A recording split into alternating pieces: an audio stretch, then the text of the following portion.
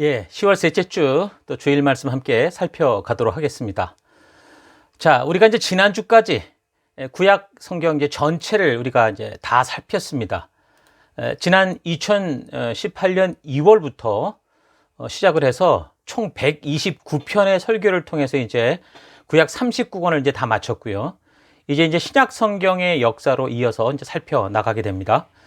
약 60번에 걸쳐서 이제 신약의 서론부터 요한계시록의 이제 마지막 부분까지 살펴가게 됩니다. 다 같이 지금까지 여러분들이 구약 그 3,500년의 역사를 잘 살펴온 것처럼 이제 앞으로 이제 남은 시간이 사실 400년, 500년 정도밖에 되지 않거든요. 이런 역사도 차분히 잘 살펴나가도록 하십시다. 뭐 신약의 역사는 뭐 우리가 이제 사복음서부터 살피기 시작하면 불과 한 100년 정도의 역사니까 이제 남아있는 건 금방 우리가 다루게 될 겁니다. 자, 그런데 이미 우리가 말씀을 드린 것처럼 구약과 신약 사이에 이 400년 정도의 침묵기가 있다고 했는데 신약의 이제 서론을 살펴나가기 시작하기 전에 먼저 우리가 이 신구약 중간사를 먼저 살펴보도록 합니다. 아무런 선지자의 말도 없었고 하나님의 음성도 없는 이 시기의 역사를 우리가 좀 잘 살피고 차분히 살펴야 우리가 이제 구약과 연결된 신약의 상황들을 바르게 읽어 나갈 수 있게 되는 거죠. 하나님의 말씀은 역사의 이야기라고 그랬으니까 이 역사가 끊어지지 않고 우리 한 순간순간을 다 살펴가는 게 중요하다고 그랬습니다. 그래서 오늘 이 신구약 중간사 400년 역사를 한 번에 다 다루게 되니까 여러분 차분히 들으시고 특히 이제 파워포인트 자료를 잘 준비했습니다. 그래서 이걸 가지고 여러분 스스로가 궁금한 것은 이 여러 가지 역사를 한번 살펴보십시오. 찾아보시고 이렇게 여러분들이 또 여러 가지를 연구해 보시면서 우리가 이 신약을 바르게 이해할 수 있는 온전한 준비들이 될 수 있기를 바랍니다. 자, 그래서 신구약 중간사를 우리가 살피는데 이 살피기 전에 먼저 그동안 우리가 이제 살펴왔던 구약의 전체 역사를 한번 훑어보고 그리고 계속해서 나누어 가도록 하겠습니다. 자, 먼저 이제 우리가 구약 성경을 이해하려면 일단 그 지역을 좀 알아야죠. 구약의 이야기들이 어디에서 일어났는가, 이 상황들을 좀 우리가 상기해둘 필요가 있습니다. 자, 그래서 구약의 세계를 보면 전체 세계 지도에서 오늘날 우리가 이제 중동 지역이다라고 부르는 이 이스라엘을 중심으로 레바논, 시리아, 요르단, 남쪽으로는 이집트, 또 동쪽으로는 이라크, 이란, 이런 데와 연관된 지역이 이제 구약 세계의 역사의 모든 것입니다. 그래서 성경이 이제 처음 이야기가 이제 그래서 어떻게 시작이 됩니까? 창조의 사건으로 시작이 되는 거죠. 그래서 성경의 이제 근거로 볼 때 지금으로부터 한 약 6,000년 전, 그러니까 지금으로부터 6,000년 전, 그러니까 한 BC 한 4,000년경이라고 할 수 있는데 그때 이제 하나님의 창조가 이루어졌다. 성경을 통해 우리는 알 수 있죠. 그러니까 지구 역사가 오늘날 우리가 과학에서 배우는 것처럼 수십만 년이 아니라 불과 6,000년 정도의 역사다라는 거 여러분 잘 기억하십시오. 하나님은 온 세계와 사람을 창조하시고 너무 즐거워하시고 어떻게 하셨습니까? 기뻐하셨습니다. 성경은 그렇게 분명히 우리에게 말해주고 있죠. 그런데 하나님의 사랑의 대상이었던 이 사람들이 어떻게 했어요?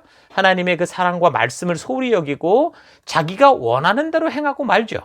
그래서 그 결과 어떻게 됩니까? 사람들은 에덴 동산에서 쫓겨나서 살게 되고 그러면서 이제 에덴 동산에서 떠난 곳에서 인류가 번성하기 시작합니다. 근데 이 번성하는 인류는 이 창조주 하나님을 잊고 자기 생각과 욕심대로 살면서 타락의 타락을 거듭합니다. 그래서 결국에는 노아의 8 식구 외에는 다 홍수 심판으로 인해 이제 죽게 되는데 그때가 이제 창조로부터 따지면 약 1650년, 1700년 정도가 흐른 후였고요. BC로 따지자면 2350년경에 홍수 사건이 벌어진 거로 우리가 알 수 있습니다. 그래서 인류는 노아와 또 그의 아들 셈, 함, 야벳으로부터 다시 이제 새롭게 번성하기 시작하죠. 모든 세상이 물로 다 파괴되었지만 노아와 그의 자녀들은 이 원시인이 아닙니다. 원시인이 아니라 이미 1700년 정도의 최초의 인류들이 살아왔던 지혜와 기술을 겸비하고 있는 그런 새로운 인류의 조상이 되는 거죠. 자, 그래서 이스라엘은 포도모를 심어서 그 열매를 따먹기도 하고 또 노아가 그 포도로 만든 술을 먹고 이제 추태를 부린 것으로 봐서 술을 제작하는 그런 것까지 다 알고 있었다라는 것을 우리가 알 수 있겠죠.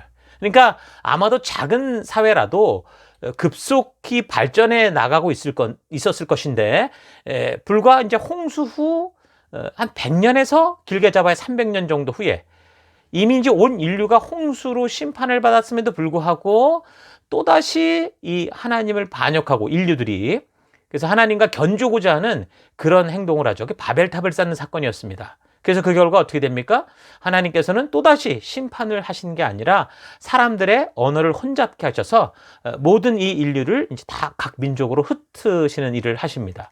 그래서 이제 인류가 뭐 언어별로 온 지구 곳곳으로 이제 흩어져서 번성을 하게 되는 거죠. 그래서 바벨탑 사건이 있었던 곳이 뭐 인류 최초의 문명이 발생했던 것이다라고 할 수 있는데, 거기가 이제 티그리스 뭐 유프라테스 강 지역의 이 메소포타미아 문명과 깊은 관계가 있을 거다, 이제 그렇게 볼 수 있습니다. 메소포타미아 문명은 이집트의 나일강, 또 인도의 인더스강, 또 중국의 황하 문명보다 약 1000년 정도 앞서 그 시대 문명을 그렇게 보여주죠. 앞선 그 시대 문명을 보여주는 것을 우리가 배웠을 겁니다. 그래서 창조론과 이 홍수 사건, 그리고 이제 그 후에 불과 100에서 한 150여 년 만에 발생한 이 바벨탑 사건을 통해 언어가 분리되는 거, 이런 거에 대해서 우리가 이미 뭐 이 창세기를 살피면서 다 살폈으니까 여러분들이 다시 한번 그 자료를 살펴보시면 충분히 이해할 수 있게 될 겁니다. 자, 그래서 이제 홍수 이후에 이 바벨탑 사건으로 민족 분열이 일어나는데, 이제 그 후에 이제 하나님은 어떻게 하십니까? 아브라함이라는 이제 한 사람을 부르고 만나게 되시는 겁니다. 그래서 성경 기록을 근거로 볼 때 아브라함은 이제 노아 홍수 사건 이후 어쩌면 최초로 하나님께 인격적인 믿음의 반응을 보인 사람이다라고 할 수 있겠죠. 그는 메소포타미아 문명권에 있던 그 사람이었는데, 이 페르시아만 근처에 이제 우르라는 곳에서 하나님의 부르심을 받고 이제 믿음으로 반응을 하고 그 말씀을 따라 하나님의 이끄심을 따라 나아가게 됩니다. 그래서 메소포타미아 이 문명 지역인 이 티그리스, 유프라테스 강을 따라 북쪽에 있는 이 하란으로 이동을 하게 되는데, 이제 그곳에서 머무는 동안 이제 아버지 데라가 죽고, 그리고 이제 그곳을 떠나서 하나님이 정말 이끄시고자 했던 그 땅, 그 땅으로 들어가게 되죠. 거기가 어디입니까? 이제 가나안이라고 부르는데, 그곳의 지형을 좀 더 확대해서 보면 화면에 보는 것처럼 이런 것 같습니다. 그러니까 왼쪽으로 지중해가 있고 오른쪽으로는 갈릴리 호수와 사해를 연결하는 그런 요단강이 있는데, 이 중간 지역을 말하는 거죠. 이 중간 지역, 이 지역을 말하는 겁니다. 그러니까 바로 이곳에 아브라함이 정착하게 되고, 나중에 이제 그의 자손들이 이곳 이 땅에 이스라엘이라는 그런 나라를 세우고 정착하게 되는데, 지금까지 이스라엘이 이 장소가 자기의 땅이다 라고 주장하는 근거가 바로 여기 이 성경 근거에 있는 거죠. 자, 그래서 그 땅에서 이제 이 아브라함의 후손들이 태어나는데, 아브라함이 이제 이삭을 낳고, 또 그 이삭은 쌍둥이 아들을 낳습니다. 야곱과 에서를 낳는데, 장자였던 에서가 야곱에게 장자권을 빼앗기고, 야곱은 이제 형을 피해서 뭐 도망간 하란에서 아내를 뭐 4명이나 이제 맞이하면서 12명의 자녀를 낳게 되죠. 그래서 야곱이 아들들 중에 자기가 사랑했던 여자 라헬이 낳은 요셉이라는 아들을 이렇게 편애하게 되는데, 그래서 이 요셉이 형제들 사이에 미움을 받다가 결국 형들에게 팔려서 이집트로 내려가게 됩니다. 자, 그곳에서 뭐 요셉은 우여곡절 끝에 이집트의 총리가 되죠. 그래서 결국 흉년으로 고생하던 그 식구들 70명을 전부 이집트로 데리고 오게 되는데, 그때가 한 BC 1876년경이라고 볼 수 있습니다. 그래서 이제 그곳에서 이제 평화롭게 처음엔 살다가 이제 요셉이 죽고, 이 70명이었던 야곱의 후손들이 거의 이제 한 400년 만에 한 200만 명 정도로 불어나게 됩니다. 그래서 이스라엘 민족의 숫자가 이렇게 많아지기 시작하면서 이제 이집트는 이제 위협을 느끼고, 이제 그들을 이제 노예로 삼아서 어려운 건축물을 짓는 일에 이제 강제로 동원한다든가 핍박을 하는데, 나중에는 이제 심지어 태어나 있는 이 아이들을 전부 나일강에 던져 죽이는 그런 지경에까지 이제 악화가 되는 거죠. 자, 그때 하나님께서 이스라엘을 기억하시고 모세를 보내셔서 구출하게 하시는데, 이제 그게 이제 BC 1446년경이라고 볼 수 있습니다. 그래서 아브라함과의 약속을 통해서 저들이 이제 가나안 땅에 들어가게 되는데, 하나님께서 이집트에서 구출한 그들을 이제 바로 가나안 땅으로 이렇게 데리고 간 게 아니라 보니까 시내 산으로 데리고 가셔서 그곳에서 아주 중요한 그런 언약들을 세우시죠.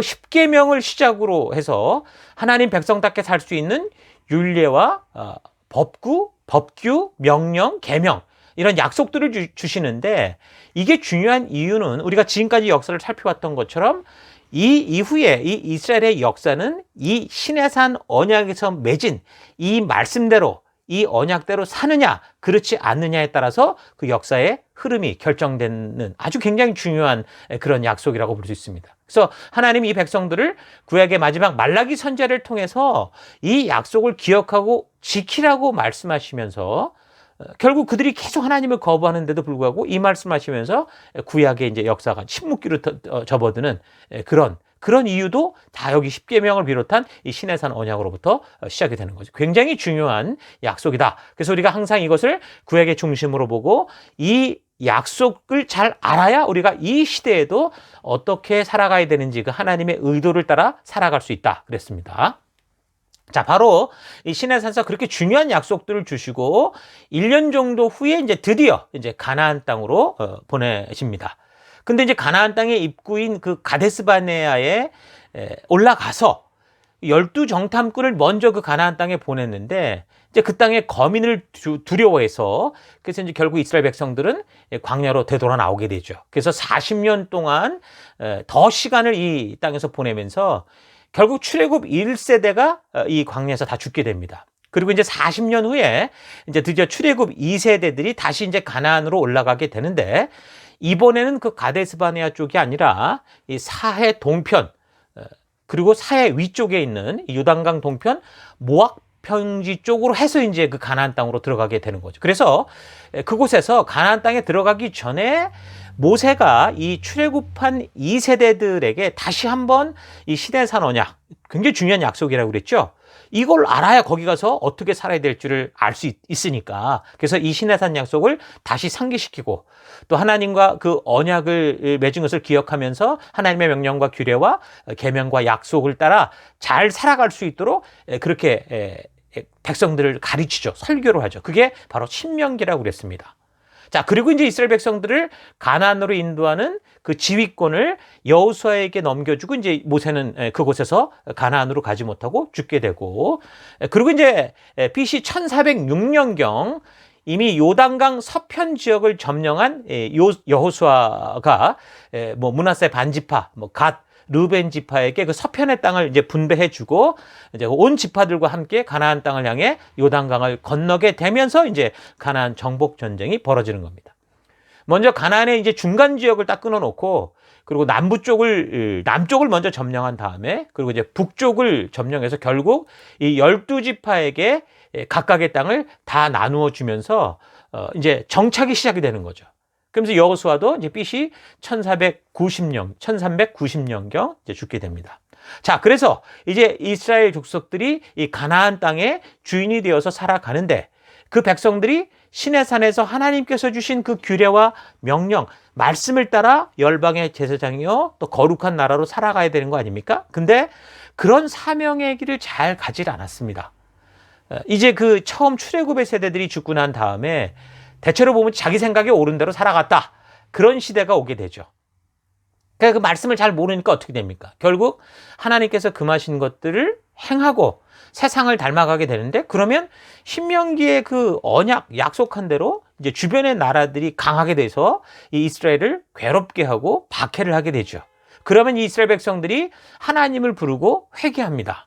그러면 하나님께서 이 문제를 해결하시기 위해서 사사, 그러니까 판관을 보내셔서 구원해 주시고, 그래서 그 나라가 안정적이 되면 또 이 백성들이 또 다시 쳇바퀴 돌듯이 하나님의 말씀을 소홀히 여기고, 이런 삶들이 계속 반복되는 삶을 살게 되는 거죠. 그래서 BC 1475년경부터 약 350년 동안 이런 죄의 쳇바퀴를 돌면서 살아가는 그런 역사가 진행이 되는데, 그게 이제 사사시대다. 그 이야기가 이제 사사기에 나오는 이야기들인 거죠. 자, 그래서 이런 삶의 반복을 통해 하나님만이 참된 왕이 되시고 이 구원자이심을 깨달아가는 게 아니라, 오히려 이 백성들은 하나님을 외면하고 다른 이방처럼 살려고 합니다. 그래서 하나님이 더 이상 우리의 왕이 아니라 사람을 왕으로 달라. 그렇게 얘기를 하는 거죠. 참 이거는 참 심각한 사건이었습니다. 그래서 이제 이 심각한 사건이 벌어져서 그때 그 사무엘이 선지자였는데 참 고민을 하지만 하나님은 그냥 기회를 주십니다. 그래도 이 왕이 하나님을 경외하고 바르게 섬긴다면 그래도 이 백성들이 온전한 길로 갈 수 있는 기회가 있을 거라고 보신 것 같아요. 그래서 이 첫 왕으로 이 BC 1050년경에 사울이라는 사람이 왕이 되었는데 이 사람이 처음 출발은 좋았지만 결국 그는 하나님 마음과는 전혀 상관없는 그냥 자기 마음대로의 삶을 살아갑니다. 그래서 그의 마지막은 이 블레셋과의 전쟁에 나가서 자기도 죽고 아들도 함께 비참하게 죽는 그런 결과를 맞이하게 되죠. 그리고 이제 그를 이어서 이제 BC 1010년경 다윗이 이제 왕이 되는데 이 사람은 정말 하나님의 마음에 합한 그런 사람이었습니다. 물론 이제 치명적인 실수를 하기도 하지만 그는 항상 하나님께로 바르게 돌아서는 그런 왕이었기 때문에 하나님께서 이제 아브라함 이후에 이제 어떤 한 인물로 세우신다고 하면 다윗을 세우실 정도로 다윗을 통해서 이제 엄청난 또 약속들을 하시죠. 그래서 아브라함의 후손 다윗을 통해서 온 인류를 구원할 이 그리스도 예수께서 오실 것까지도 분명하게 약속을 하시는 겁니다. 그리고 이제 다윗 왕의 시기에 이제 역사 속에 이스라엘로서는 가장 큰, 가장 번성하는 그런 영토를 만들기도 합니다. 자, 그리고 이제 다윗을 이어서 BC 한 971년경에 그의 아들이었던 이제 솔로몬이 왕이 되는데 이 사람을 통해서 이제 예루살렘 성전이 이제 처음 엄청난 규모로 지어지고 물론 아버지가 다 준비한 걸 가지고 한 것이지만 어쨌든 아버지 다윗에 이어서 이스라엘을 더 부강하게 만드는 그런 역할을 하게 됩니다.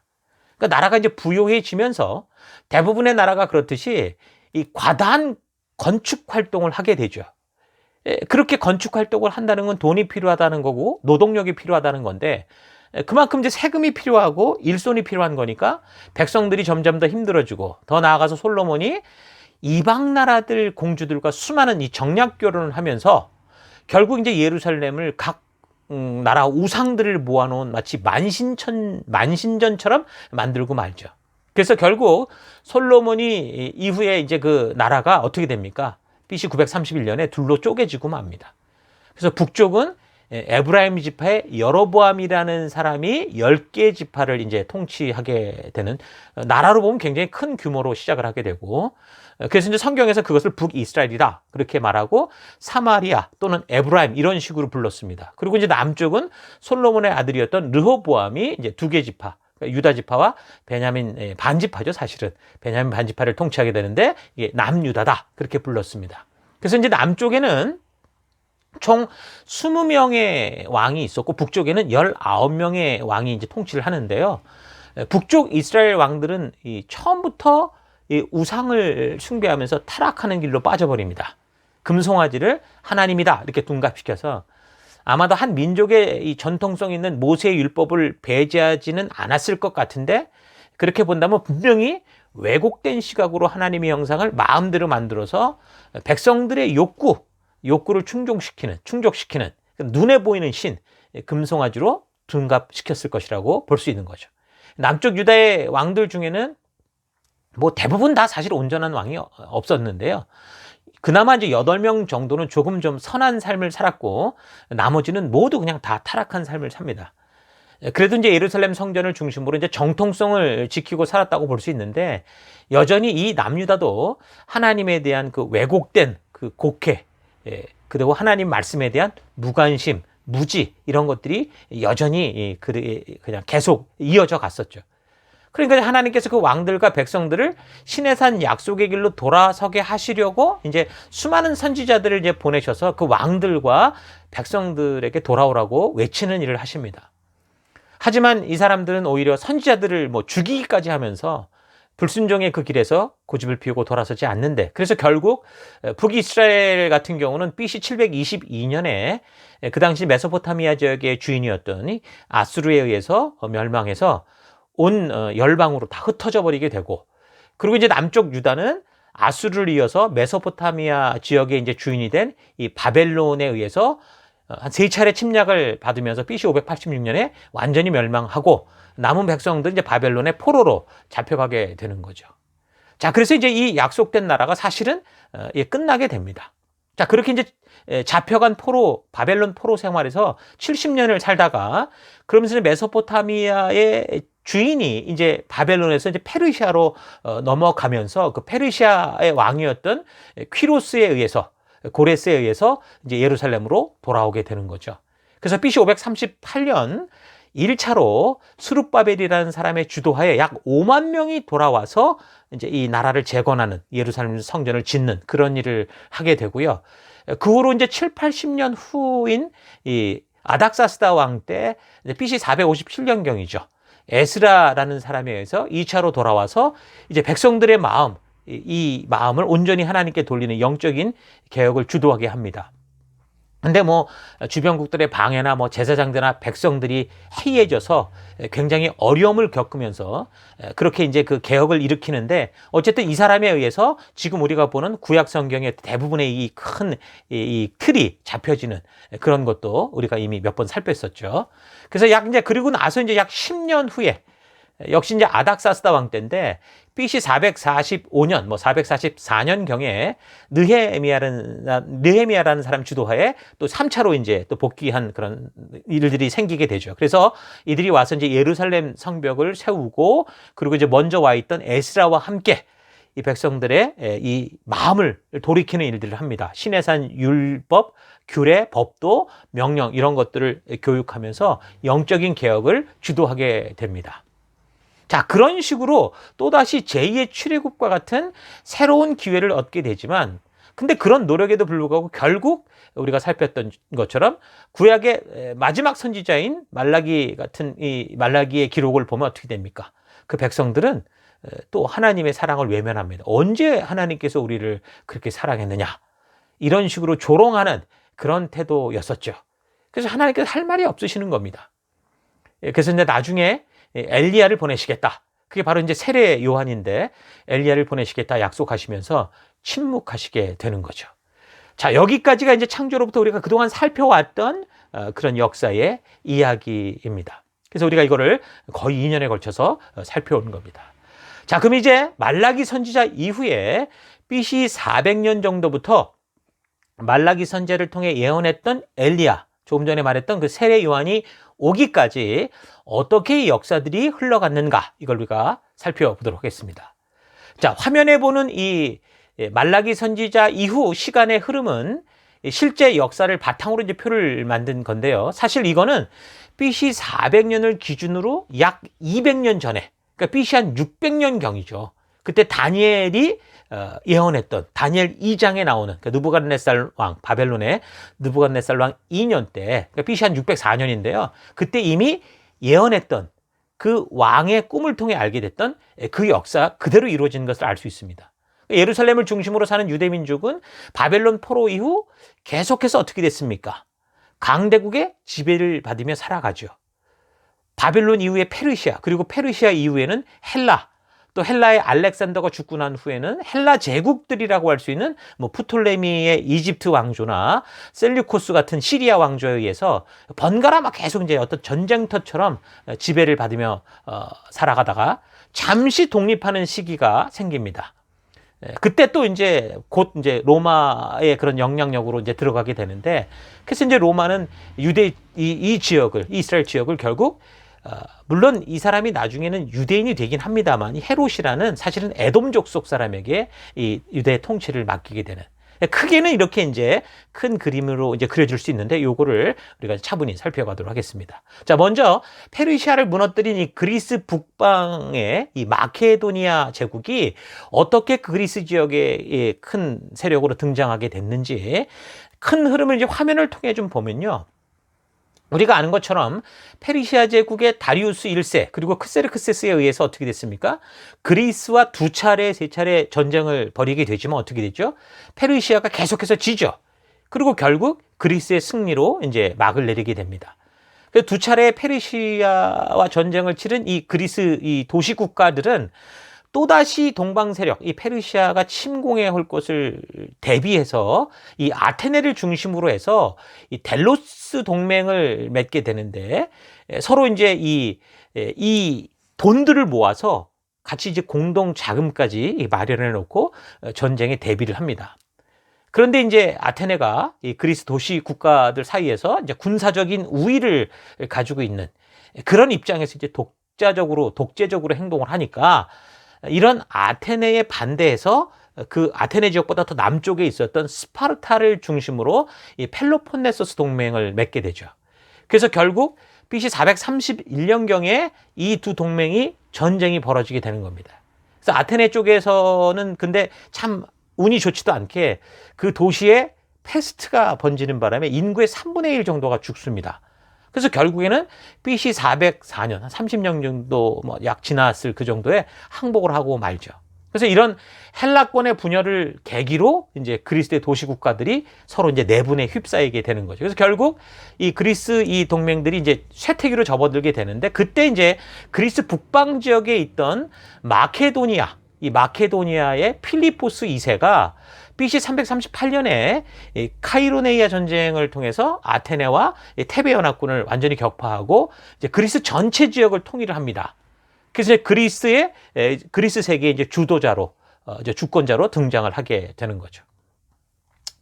BC 336년에 그리스를 통일한 이 필리포스 2세가 근데 암살이 되는데, 그러면서 그의 젊었던 그 아들 알렉산더 3세, 그러니까 알렉산더 대왕, 우리가 그렇게 알고 있죠. 이 사람이 20세의 젊은 나이에 이제 왕이 되면서 그리스 지역에 이제 이 반란들을 다 제압하고, 그리고 이제 그리스 지역을 안정을 시킵니다. 그리고 이제 그리스 지역에 반란이 있었기 때문에 보통 반란이 한번 일어나면 아주 응징을 하게 되는데, 이 알렉산더는 뭐 그리스 도시 국가들을 적으로 간주하지 않았습니다. 우리는 동료다, 그렇게 보고 오히려 페르시아 동방 지역을 정복하기 위해서 이제 BC 334년에 보병 3만 그리고 기병 5천 명을 이끌고 그리스 연합군을 만들어서 동방 원정을 시작하게 되는 겁니다.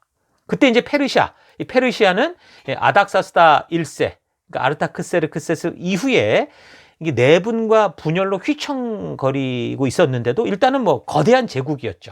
그랬는데 알렉산더가 BC 334년 이제 페르시아와의 첫 전투를 벌이는 그 리디아 지역, 그라니코스 강에서 전투를 벌이는데, 여기서 이제 알렉산더가 승리를 거두면서 지금의 이제 터키 지역이죠, 소아시아와 지중해 연안 도시들을 이제 점령하기 시작을 하는 겁니다.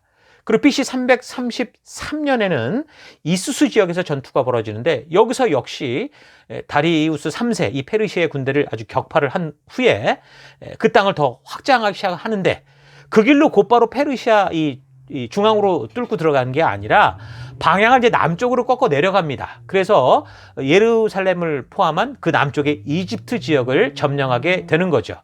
그리고 나서 다시 페르시아 이제 본토 쪽으로 올라와서 BC 331년 이 가우가멜라에서 이제 전투를 벌이게 되는데, 여기서도 이제 페르시아를 또 완전히 무너뜨리게 되는 겁니다. 그래서 여기서 이제 이 다리우스 3세가 도망가 버리고 페르시아는 완전히 이제 패망을 하게 되는 거죠. 근데 보면은 사실 알렉산더가 많은 전쟁을 치른 건 아닙니다. 워낙 이 페르시아가 지배할 때 폭정이 심했기 때문에 페르시아의 그 앞자에 있던 나라들이 오히려 알렉산더 군을 해방군으로 생각할 정도의 분위기였었기 때문에 뭐 큰 전쟁이 몇 개가 있지만, 그러나 뭐 일일이 한 지역을 다 이렇게 저항을 이렇게 이겨가면서 갔던 그런 건 아니죠. 그래서 어쨌든 알렉산더는 몇몇 군대를 제외하고는 대체로 쉽게 도시와 나라들의 항복을 받고 점령을 해 나갔다 볼 수 있습니다. 자, 그리고 BC 331년 이 가우가멜라 전투에서 결정적으로 페르시아를 무너뜨리고, 이후에 이제 계속해서 지금의 이제 이란 지역, 아프가니스탄을 경유해서 인도 이 지역까지 이제 들어가게 되는 거죠. 근데 이제 인도인들의 아주 심한 저항과 이 또 무더위, 그 지역의 무더위 때문에 이제 원정을 포기하게 됩니다. 그리고 이제 그가 바벨론 지역으로 이제 돌아오게 되는데, 그곳에서 이제 갑자기 열병으로 인해서 BC 323년, 뭐 32세, 뭐 33세 이 정도 나이에 죽게 되는 거죠. 그렇게 보면 그가 뭐 단 한 10년 만에 이룬 이 업적은 엄청난 거였습니다. 그래서 알렉산더의 야심은 이제 단지 이제 무력으로 또는 뭐 영토적으로 뭐 동방 세계를 뭐 짓밟아 지배하겠다 이런 건 아니었고요. 그의 최종적인 꿈은 뭐였냐면 이 그리스 세계와 오리엔트 동방 서방과 동방 세계를 이게 문화적 인종적으로 이렇게 통합을 하려고 하는 그런 목적이 있었습니다. 그것을 위해서 알렉산더는 그의 정복 사업에 그냥 군인만 데려간 게 아니라 헬레니즘을 전파하기 위한 200여 명의 학자와 예술가들을 대동하기도 하고, 그래서 가는 곳마다 이 헬레니즘 문화를 퍼뜨릴 수 있는 알렉산드리아라고 하는 도시들을 세워서 동서 문화의 융합을 시도를 합니다. 그리고 이제 종래에 이제 편협했던 그 헬라 의식, 그러니까 자기 민족 이것만 좀 청산을 시키고 세계 동포주의라고 그러나요? 그걸 내세워서 마케도니아 이 병사와 또 이 아시아 병사들을 아주 평등하게 대우를 해주죠. 그래서 스스로 먼저 자기가 이 동방 지역의 여인, 뭐 페르시아의 여인, 뭐 다리우스의 딸도 자기가 왕비로 맞이하고 이러면서 그의 부하들에게도 이런 이 결혼을 장려시키죠. 그런 결과 이 지중해를 중심으로 한 많은 나라가 이 그리스어 문화로 이렇게 통일이 되었다. 그렇게 볼 수 있습니다. 그 중에 중요한 게 이제 언어의 통일인데 완전한 통합은 아니라고 하더라도 이제 이 그리스어만 할 수 있으면 누구와도 소통이 가능할 수 있는 그런 상황이 된 거죠. 오늘날로 말하면 영어가 보편화된 것과 같은 거죠. 이런 헬레니즘의 융합 문화를 아주 잘 꽃피운 아주 핵심적인 게 이집트의 알렉산드리아라는 것이었거든요. 그건 이제 알렉산더의 수하였던 톨레미우스가 그 땅을 집권하면서 거기에 이제 알렉산드리아라는 도시를 세우고 거대한 뭐 박물관이나 뭐 어마어마한 규모의 도서관 이런 것들을 세웠던 겁니다. 그 중에서도 기독교적으로 볼 때 특이할 만한 점은 뭐였냐면 이 구약, 말하자면 토라, 이 모세오경, 구약을 그리스어로 번역을 한 겁니다. 이게 굉장히 중요한 거죠. 이 언어를 그 세대 세계 언어로, 이 히브리 언어를 세계 언어로 그 성경을 번역했다라는 건데, 신약 시대에 이제 바울이 이런 아마도 70인역이라고 하는 이 성경들을 그 시대 사람들이 많이 봤을 것이고, 또 복음을 전하는 데 사용한 성경이 바로 이 그리스어 번역본 성경이었을 수 있습니다. 그리고 이제 신약 성경 역시 대부분 보면 헬라어로 쓰였기 때문에 헬레니즘 문화권에 있는 누구나 다, 그러니까 보편적으로 오늘날 영어를 하면 모든 걸 볼 수 있듯이 이제 그런 식의 누구나 읽을 수 있는 가능성을 열어놓게 된 거죠. 그러니까 택함을 받고 사명을 맡았던 백성들을 통해서는 그렇게도 이 하나님의 말씀이 온 세계로 펼쳐지지 않았는데, 하나님의 진심을 늘 기억하고 그 뜻대로 빗된 삶을 살아달라고 했던 백성들은 그렇게도 무시하던 그 성경이, 그래서 하나님의 그 마음이 히브리 민족에 의해서 자기들의 개인의 신으로 막 매장돼 가던 그 성경이 400년 침묵기, 그러니까 아무도 순종하지 않고 부름받지 않았지만, 하나님이 이렇게 하라라고 한 적이 없지만 하나님께서 하나님을 알지도 못하는 그 헬라 제국의 이 프톨레미를 통해서 이방인에 의해서 온 세계가 하나님의 진정한 뜻을 알게 되는 그런 일을 하시게 되는 거죠. 그게 누가 하는 겁니까? 사람이 아니라 하나님 스스로가 그 일을 하시는 겁니다. 그래서 400년 침묵기는 하나님의 무관심의 시기가 아니라, 하나님은 도저히 인간으로 되지 않으니까 하나님이 스스로 이 땅에 오셔서 그 배반하고 모욕하는 인간들을 위해 죽을 준비를 하시고 영원한 하나님의 나라를 세우시는 그런 준비의 시간이다. 그렇게 볼 수 있는 거죠. 자, 또 한 가지는 헬레니즘 문화가 조금 전에 말했던 것처럼 세계 동포주의를 내세우면서 각 나라의 지역주의나 뭐 편협하고 극단적인 어떤 민족주의의 그런 장벽들이 무너졌다라는 게 아주 굉장히 중요한 건데요. 이게 왜 중요하냐면 나중에 복음이 전파될 때 극단적인 민족주의적 이런 배척을 받아들이는 어떤 이런 것들이 없어지는, 그러니까 복음의 텃밭이 만들어지는 상황이 됐다라는 거죠. 그래서 바울이 복음을 전할 때 이 헤브라이즘의 유대교들에게 더 핍박과 박해를 받아요. 오히려 이 헬라어를 하는 그릭 문화가 아니라 유대인들에게 더 핍박을 받는 것을 볼 수 있는 거죠.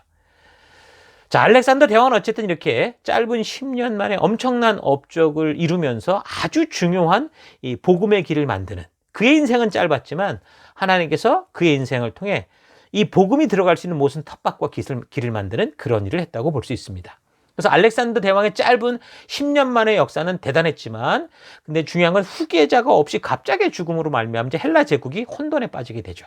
그래서 후계자 자리를 놓고 알렉산더 휘하에 있던 장군들끼리 이제 전쟁을 벌이게 되는데 그 디아도코의 전쟁이라고 그랬죠. 우리가 이미 뭐 다니엘서나 이런 걸 살필 때 종종 우리가 이것을 몇 번 살폈기 때문에 어느 정도 기억이 나실 겁니다.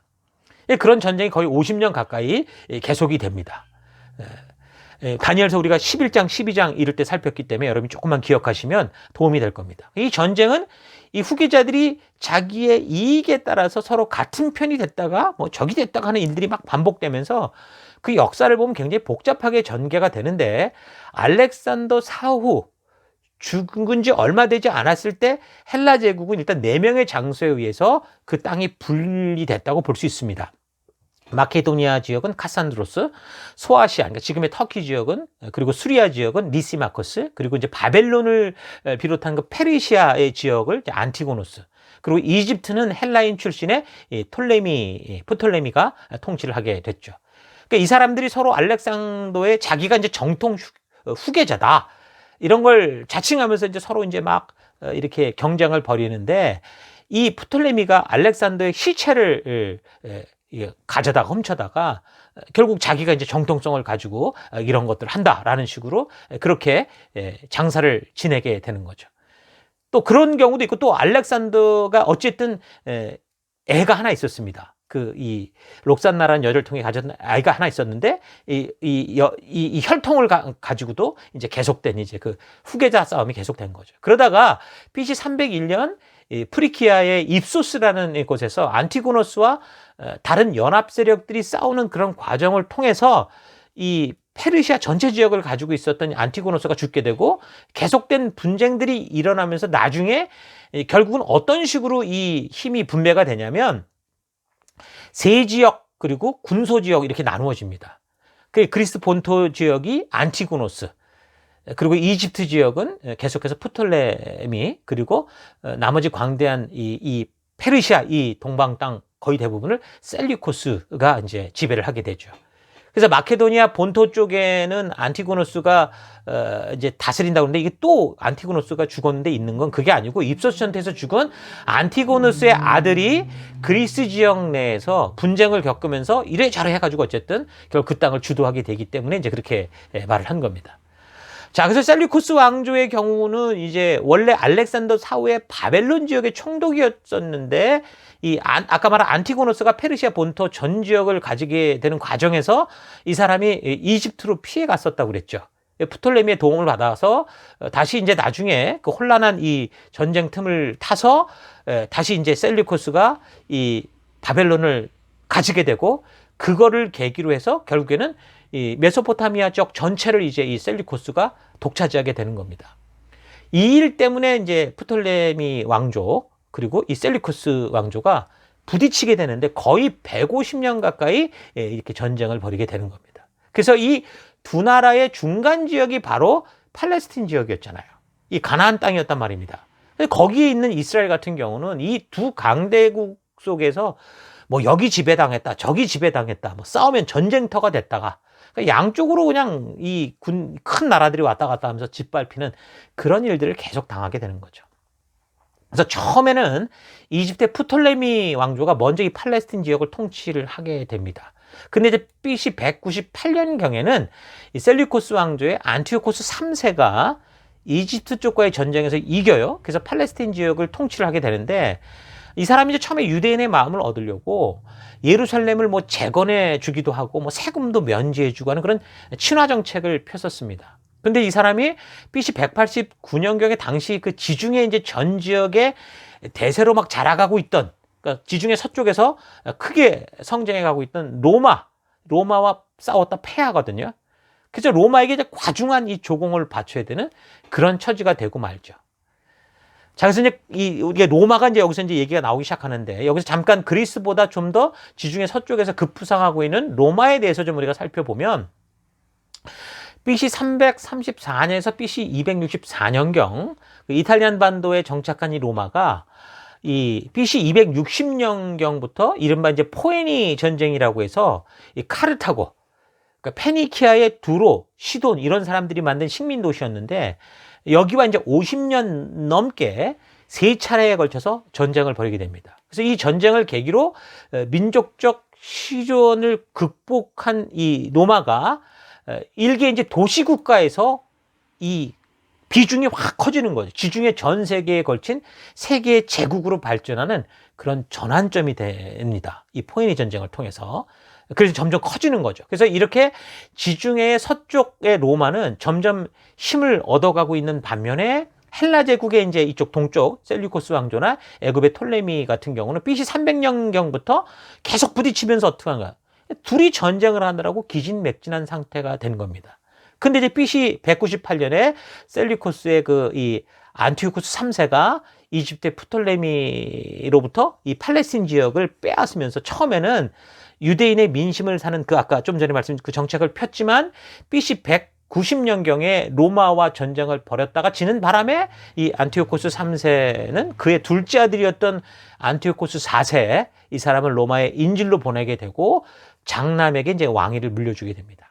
그래서 이제 왕이 된 이 장남 셀레코스 4세가 아버지가 로마의 전쟁에서 져서 생긴 엄청난 이 전쟁 배상금을 마련하기 위해서 이제 자기가 지배하고 있던 지배국들을 짓밟게 되는 거죠. 세금을 올리고 그러니까 백성들을 쥐어짤 수밖에 없었던 겁니다. 나중에는 예루살렘 성전의 보물까지 다 걷어가게 되는데 이렇게 되니까 민심이 돌아서서 결국 셀레코스 4세는 암살당해서 죽습니다. 그리고 이제 그 후에 아까 로마의 인질로 잡혔던 에피파네스가 그 형의 뒤를 이어서 이제 안티오코스 4세로 등극을 하게 되는 거죠. 그러니까 이 사람이 안티오코스 4세 에피파네스인데 이게 우리가 지금 다니엘서 그 8장에서 계속 살폈던 그 예언되었던 그 성전을 더럽히고 짓밟았던 그 인물이다라고 우리가 이미 살폈던 그 인물이 바로 이 사람입니다. 이 사람은 이 그리스 문화, 그러니까 자기가 인질로 잡혀갔던 이 로마의 문화에 심취했던 그런 사람인데, 그래서 헬레니즘 문화를 아주 강하게 전달하려고 하는 헬레니즘 문화의 전파자처럼 살았던 겁니다. 근데 뭐 유대인들 같은 경우는 율법 중심으로 다른 나라의 문화나 뭐 종교 뭐 이런 건 항상 거부되잖아요. 특이한 나라였잖아요. 물론 유대인 안에도 헬라파 유대인들이 있었는데 대체로 이제 종교 귀족 계급들이 그런 사람들이었고 대부분의 이제 평민들 같은 경우 율법을 지키려고 하는 정통파 유대인, 그러니까 바리새인들이라고 볼 수 있었습니다. 그래서 이제 BC 170년경에 이런 이 문화적 충돌로 인해서 이제 일이 터지게 되죠. 팔레스틴을 이집트로부터 되찾았더니 안티오코스 3세가 BC 190년 로마의 그 전쟁이 졌다고 그랬죠. 그리고 막대한 배상금을 내야 되는 입장에서 형이었던 셀레쿠스 4세는 그 배상금을 받기 위해서 허덕거렸는데 그 다음이 왕이 된 이 안티오코스 4세 에피파네스가 그것을 이제 더 만회를 하려고 이집트의 프톨레미를 다시 공격을 하는 겁니다. 돈을 뺏어오려고, 자금을 챙기려고. 그래서 전쟁을 힘겹게 이겼어요. 그래서 통치하고 다 모든 걸 뺏으려는 순간 조금 전에 말했던 지중해 대세, 로마가 개입을 하면서 아무것도 못 갖고 그냥 돌아올 수밖에 없는 그런 굴욕적인 일이 생깁니다.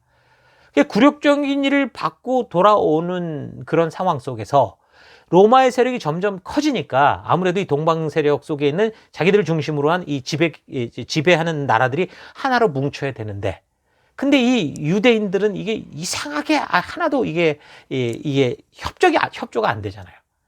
그러니까 비위도 안 맞고 헬레니즘을 수용해서 뭔가 하나로 만들어야 되는데 협조도 안 하고 그러니까 이 유대교를 완전히 말살시키려고는 그런 일이 터진 거죠. 그래서 BC 170년경 그는 헬라화 정책의 과정으로 유대인들의 율법과 관련된 모든 것을 금지시켜버립니다. 유대인들의 존재는 그 율법, 토라의 신앙 위에 서 있는 건데, 그러니까 다시 말하면 신의 산 언약 위에 서 있는 건데 그 율법과 관련된 모든 것을 금지하고 만약에 어길 경우는, 그러니까 말 그대로 율법대로 살려고 하면 아주 가혹하게 형벌을 가했죠. 예를 들어서 태어난 아이를 8일 만에 할례를 하는 거, 이거는 좀 유대인의 전통이었는데 만약에 그렇게 할례를 하면 그 엄마를 죽이고 그 아이를 죽은 엄마의 목에 걸어서, 더 나아가서 그 집안들과 아이들에게 할례를 베푼 사람까지 다 살해하고 죽이는 그런 짓을 했습니다. 그런 식으로 성전 예배까지 다 패해버리고 예루살렘 전에다가는 일부러 제우스 제단을 갖다 쌓고 막 이 성경에서는 불결하게 보는 이 돼지를 갖다가 제물로 바쳐버리는 억지로 이방 제사를 지내게 만드는, 그러니까 율법에 금지된 것을 억지로 시키는 가혹한 그런 악독한 짓을 하게 되는 거죠. 그게 이제 다니엘서 8장과 11장에 나왔던 예언이다 그랬었죠. 이미 이런 얘기가 뭐 400년 전에 200년 전에 그렇게 예언이 되는 겁니다. 다니엘 8장과 11장에 예언된 대로 율법을 파괴하고 할례를 금지하고 안식일을 어기게 만드는 짓을 하죠. 아주 조직적으로 이 일을 해가지고 마을마다 막 감시관들을 보내서 마을의 사람들을 다 모아놓고 리더급 이런 사람들, 장로들로부터 시작해서 먼저 우상에게 절하고 경배하고 돼지로 제사드리게 하고 이런 악한 짓을 한 겁니다. 이런 핍박이 막 이루어지기 시작을 하니까 그때 이제 맞서서 일어나는 그런 대항하는 사람들이 있었죠. 그 사람이 바로 마카비우스라는 사람이었습니다. 이 BC 166년경의 일인데, 이 세계사적으로 볼 때 보통 이 마카비 반란이라고 말하지만 사실 유대인들 입장에서는 반란이 아니라 독립운동이죠. 일제시대의 일제가 그렇게 막 여러 가지로 강제적인 짓들을 했을 때 3.1운동이 일어나고 이랬던 것처럼 그런 독립운동이라고 볼 수 있습니다. 그러니까 다니엘서의 예언대로 그동안 성전의 제사가 이제 금지된 기간이 그렇게 이제 에피파네스의 이런 포악한 이런 정책으로 말미암아 시작된 지 1290일 정도. 그러니까 한때 두때 반때라고 그랬죠. 그러니까 3년 반 정도가 되는데, 그래서 이제 이 마카비우스에 의해서 이제 시작된 그 혁명으로 인해서, 독립운동으로 인해서 그래서 한 3년 반 정도 만에 결국은 예루살렘을 다시 회복하는, 그래서 이 더럽혀졌던 이 제단을 다 깨끗게 하는 그런 일들이 생기는 거죠. 그때가 이제 유대 달력으로는 12월 25일인데, 그래서 이거를 하누카라고 그래서 이제 요한복음에서 수전절이라고 하는 그 명절이 바로 그날을 말하는 겁니다.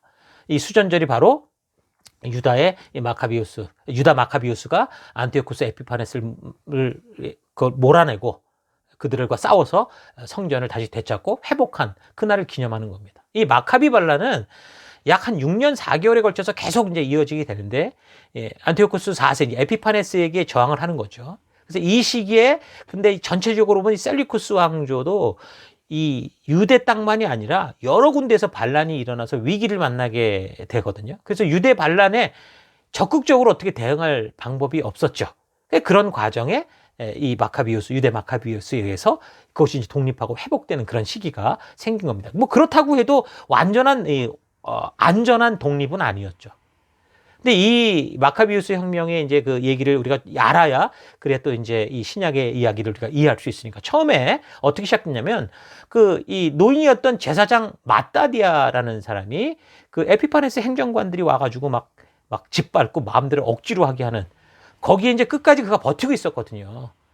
그러니까 이제 이게 어떻게 할 수 없으니까 다른 사람을 이용해서 이제 그런 이 성전을 더럽히는, 이 제사를 더럽히는 그런 일들을 하려고 할 때 이 마따디아 제사장이 일어난 거죠. 그래서 그런 거를 억지로 시키는 행정관들도 죽이고, 그런 사람들도, 협조하는 사람들도 죽이고, 그래서 무장봉기가 일어난 겁니다. 그래서 마따디아가 BC 166년, 그러니까 봉기를 일으키게 된 때가 그때였는데, 사실은 이 사람이 그런 식으로 일을 터뜨려 놓고 몇 개월 만에 죽게 됩니다. 그래서 이제 그의 이제 셋째 아들, 5명의 아들이 있었는데, 셋째 아들이었던 유다 마카비, 이 유다 마카비가 이 혁명을 주도하면서 게릴라식 전투를 계속 전면적인 벌이면서 전면적인 독립 그런 운동으로 점점 커지게 된 거죠. 자, 그러면서 이제 뭐 그 시대에 당연히 그 짓밟힘 속에 당연히 이 반대하는 사람들이 있죠. 저항하는 사람들이 있는데, 하시딤이라는 유대 경건주의자들, 이런 사람들이 과거의 역사를 기억하고 말씀대로 서지 않으면 안 된다 하는 그런 세력들, 이런 사람들이 함께 이 마카비가 주도했던 이 독립 전쟁으로 참가를 하게 되는 겁니다. 그래서 마카비가 자신들을 진압하기 위해 투입된 이 셀리쿠스 군대를 아주 몇 번에 걸쳐서 아주 탁월하게 무너뜨리면서 결국 그 예루살렘 성전을 되찾고 회복을 해서 이 더럽혀진 성전을 조금 전에 말한 것처럼 다시 정결케 하고 하나님께 봉헌하는 일을 해내죠.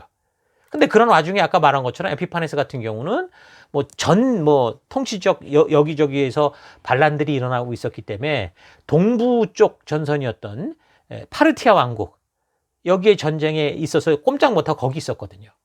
근데 그 전쟁에서 결국은 뭐 어떻게 하다가 죽게 됩니다. 돌아오는 길에 죽게 돼서 그래서 이제 이게 이 유대 마카비로 인해서 독립할 수 있는 좋은 기회를 맞이하게 되는 거죠. 뭐 근데도 이제 이 불안한 그 독립이라고 할 수 있는데 비록 이제 에피파네스가 죽긴 했지만 그래서 내분이 일어나기 시작하거든요. 이 셀류쿠스 왕국에. 근데도 그것도 이제 몇몇 장군들이 그래서 이제 다시 이제 이거를 계속 분란 중에서도 이거를 조정을 하게 되는 거죠. 그래서 셀류쿠스 군대에 의해서 이 결국은 다시 이 예루살렘이 공격을 받게 되고 그때 이제 넷째였던 이 엘르아살이 이제 죽게 되는 겁니다. 그래서 다시 이제 예루살렘을 빼앗기게 되거든요. 그래서 셀류쿠스 왕국에 이제 계속 내부는 있었었지만 그래도 이제 워낙 큰 나라니까 잠시 회복을 했다가 또 이제 뺏기게 되는데 근데 이제 거기에 이제 내분이 있었었는데 그 데미트리우스라고 하는 원래 에피파네스의 형이었던 셀류쿠스 4세의 아들이 이 내분 중에 이 셀류쿠스 왕국의 이 왕권을 뺏는 거죠.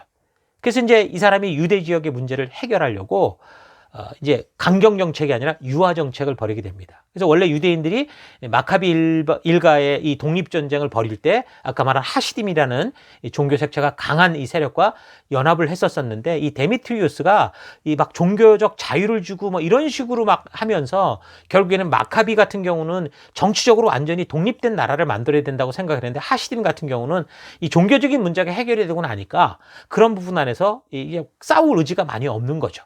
그래서 결국에는 이게 이 마카비와 이 하시딤, 그러니까 전체적인 이 세력들이 이게 깨지게 됩니다. 연합 같은 게 깨지게 되는 거죠. 그래서 유대 지역을 이제 그런 식으로 이 사람이 안정화시키고 임무를 완성을 하게 되는데 그 바키데스 장군이라는 사람이 결국에 이제 그런 식으로 이 유대 지역을 그렇게 이제 서로 이 마카비 중심과 그 다음에 이 하시딤의 이 관계를 끊어놓고 그래서 이제 그런 식으로 만들어 놓고 안디옥으로 돌아가게 되거든요. 수도로 이제 셀류쿠스로 돌아가게 된 거죠. 근데 이제 그때 이제 도망쳤던 유다 마카비가 다시 세력을 규합해서 예루살렘을 재탈환하게 되는 겁니다.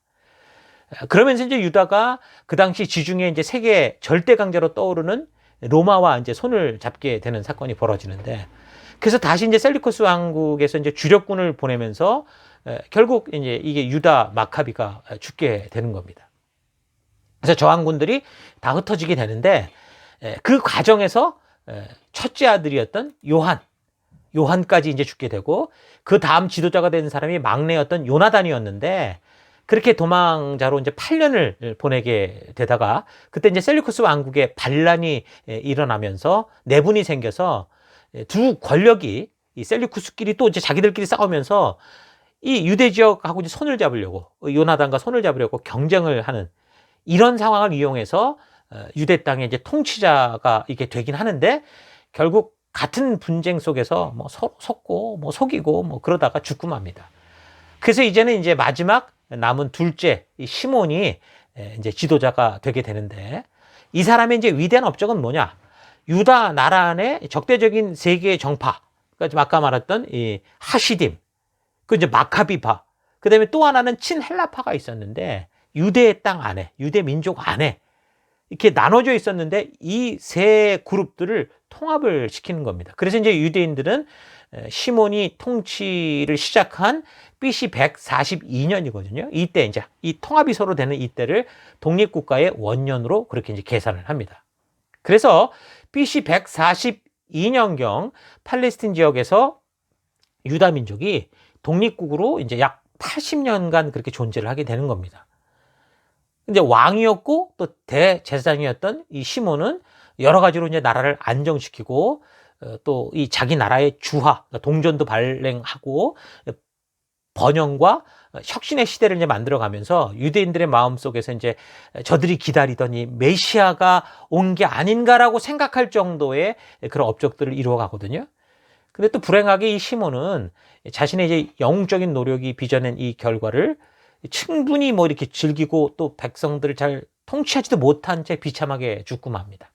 자기 동족에 의해서. BC 134년 여리고 지역 요새를 시찰하고 환영 만찬에 참석했다가 그곳에서 이제 두 아들과 함께 자기 사위에 의해서 죽게 됩니다.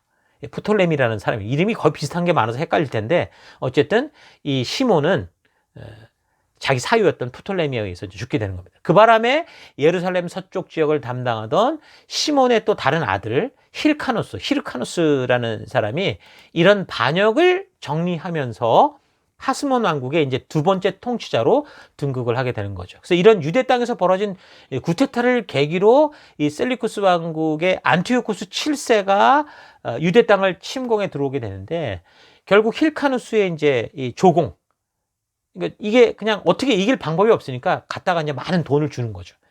다윗 왕의 무덤에서 은 3,000달란트를 도구를 해가지고서 그래서 갖다 바치고 그 위기를 일단 모면을 합니다.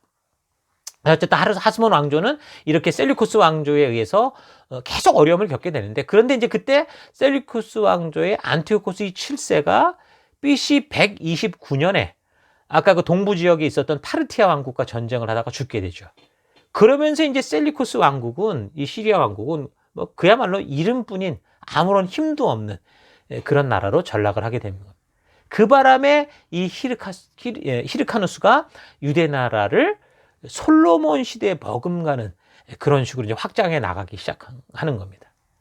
자, 그런데 아이러니하게도 헬라 제국과 싸워서 독립을 취했음에도 불구하고 이 분위기를 보면 이제 왕들의 이름이 다 어떻게 돼 있습니까?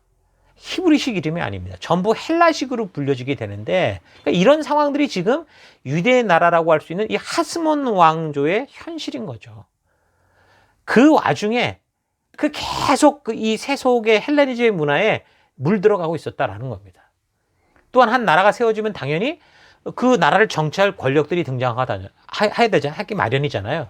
마카비 혁명으로 결국 이 하스몬 왕조가 세워지지만 원래 유대인들에게는 정통 왕의 족보가 다윗의 혈통이어야 되잖아요.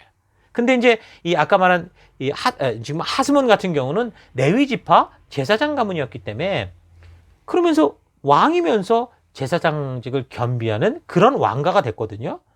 근데 그게 이상한 거예요. 유다의 민족 정서로 보면.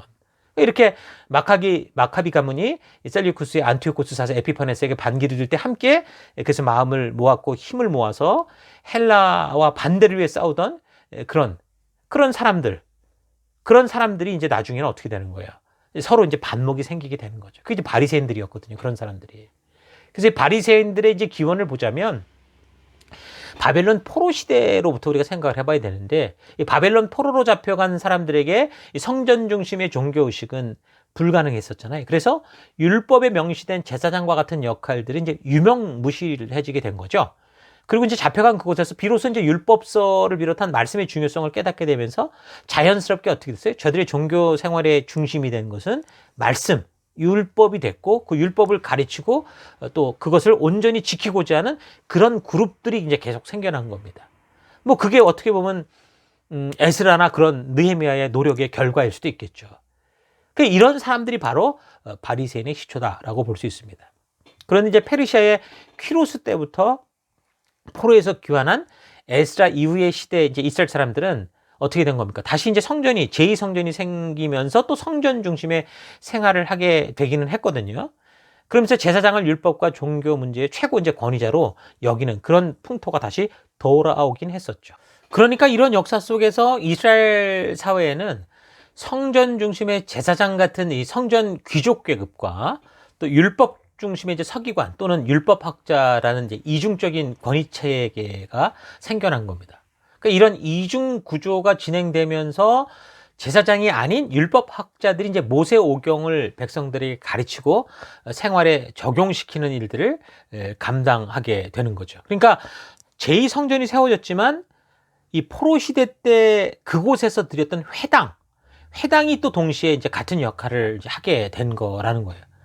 그러니까 보니까 이제 사회적 분위기는 율법이 규정하는 성전의 이제 제사장들에 대한 그런 신뢰가 이제 떨어져 가는 것을 볼 수 있는데 왜 더 그랬냐면 거기서 헬라 시대로 들어서면서 이 셀레쿠스 왕조 때는 이 제사장이 원래 혈통에 의해서 아론의 자손들이 되게 돼 있었는데 뭐 자손들끼리도 서로 뇌물을 주고받고 그렇게 하면서 세습 제사장이 아니라 돈 주고 이제 사는 그런 식의 일들이 막 비일비재했거든요. 그러니까 이렇게 성직자 계급으로 자신들의 기득권을 놓치지 않으려고 했던 사람들이 이제 사두개인들인데, 그러니까 이런 사람들, 그러니까 이러면서 결국에는 성전에 대한 권위가, 제사장이나 이런 사람들에 대한 권위가 완전히 막 거의 바닥을 친 거죠. 그러니까 당연히 회당 중심, 말씀 중심의 이런 그룹들, 그러니까 바리새인 그룹들이 훨씬 더 이런 주류 세력을 이루고 있었다 볼 수 있습니다. 그러니까 정리를 하면 이스라엘 사회 속에는 성직 계급과 그들의 지지자들인 사두개인 그룹, 그리고 다른 한편은 평신도 신분의 율법학자들, 또 그 추종자들인 바리새인들 그룹이 형성되면서 이제 이 둘 사이에 이제 권력 투쟁이 바로 예수님이 오셨을 당시에도 계속되고 있어서 그 당시 이제 유대교를 이해하는 굉장히 중요한 열쇠가 되는 겁니다. 이들이 이제 투쟁을 벌이고 다툼을 하던 그런 곳이 바로 이제 뭐 국회라는 걸 할 수 있는 사네드린이라고 하는데, 이게 의회라는 뜻이 있죠.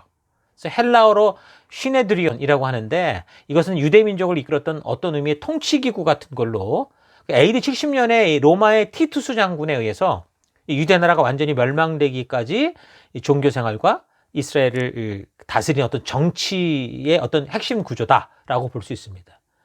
이 사네드린의 기원, 시작이 언제다라는 건 좀 불확실한데, 뭐 랍비들은 주장하기를 뭐 그것이 모세를 보좌했던 뭐 70인의 장로 때부터 시작된 거다, 이런 식으로 역사성을 얘기를 하긴 하거든요. 근데 출애굽 시대부터 어떤 뭐 조직된 의회가 계속 존재했다. 근데 그런 거는 기록이 없습니다. 그러니까 페르시아 제국 시대는 에스라에 의해서 이제 장로들이 언급이 되고 있는데요. 느헤미야 때는 백성들의 지도자들이 사회의 제반상을 다스렸던 그런 기록도 있는 것. 이런 걸 볼 때 나라를 다스리는 어떤 구조가 있었을 것으로 보죠. 포로가 되면서 어쨌든 그 사회가 같은 민족으로 유지되려면 어떤 이 통합하고 의논하는 그런 구조가 분명히 있었기 때문에 그것이 시작이 아닐까 봅니다. 보다 구체적으로 분명하게 드러나는 것은 이 셀류쿠스, 이 왕국 시대, 안티오쿠스 3세 막 밀어줬던 그 사람, 그 시대라고 볼 수 있습니다. 그러니까 지배 국가가 그냥 아무도, 여기는 왕도 없고 뭐 아무도 통치가 힘들잖아요. 그런데 이 사내들이, 그러니까 어떤 장로들의 어떤 이 모임을 모아놓으면 이들을 통해서 그냥 얘기만 하면 되니까, 그러면 백성들에게 다 퍼지게 되니까 통치를 위해서도 이제 그런 구조가 필요했을 거라고 보는 거죠. 그러면서 이제 사내들이 좀 더 구체적으로 드러났을 거라고 봅니다. 그런데 에피파네스의 박해로 인해서 유대가 독립을 하게 되면서 이 하스몬 왕조가 생겼잖아요. 그래서 하스몬 왕조에서는 이 사내들인과 같은 헬라식 통치 조직을 보다 구체적으로 이제 그게 도입을 시켜서 활용을 하게 되는 거죠. 이미 그리스의 헬라 도시국가들이 평시민들이 정치에 참여하는 그런 공화정 제도들이 있었잖아요. 그랬는데 이제 레이지파이면서 왕이 된 이 하스몬 왕조도 이 조직체를 이제 그런 식으로 만드는 거죠. 사두개파로 이제 자기에게 필요한 그런 사람들로 이제 채우면서 자신의 권력을 이게 유지하고 이 권세를 뺏기지 않으려는 그런 체제로서 이제 이렇게 활용한 것으로 볼 수 있습니다.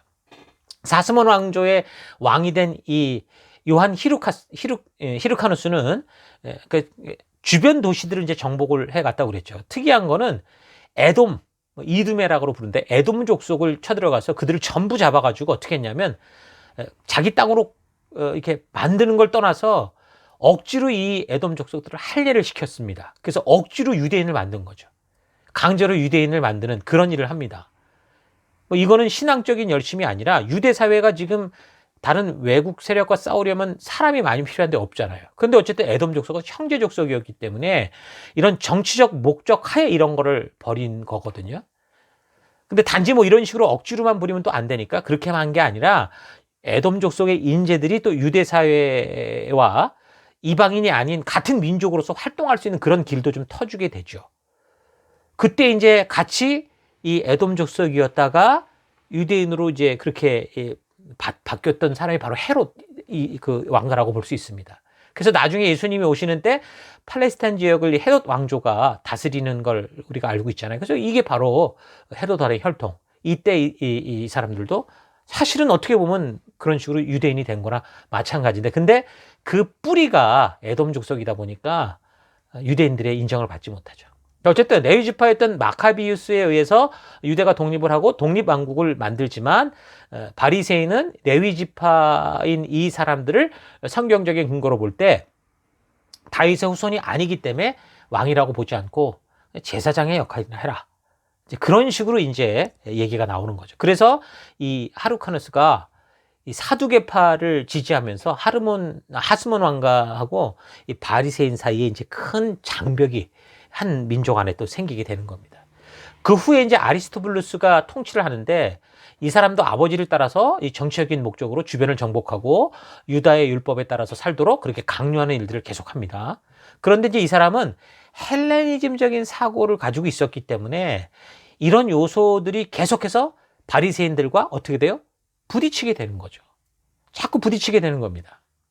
자, 그 후에 이제 알렉산더 얀네우스가 이제 그 뒤를 이어서 왕이 되는데 이 사람은 이제 노골적으로 이제 바리새인들을 이제 부딪히게 되니까 핍박을 합니다. 그러니까 바리새인들이 그 핍박이 너무 심하다 보니까 견디다 못해서 무슨 짓을 했냐면 외세를 끌어들였어요. 그게 바로 셀류쿠스 왕조에다가 도움을 청해가지고 군사를 끌어들였는데 이 군대가 와가지고서 이들이 원하는 대로 이 바리새파가 원하는 대로 해준 게 아니라 오히려 그냥 이 백성들을 도시를 다 짓밟고 약탈하는 짓을 벌이는 거죠.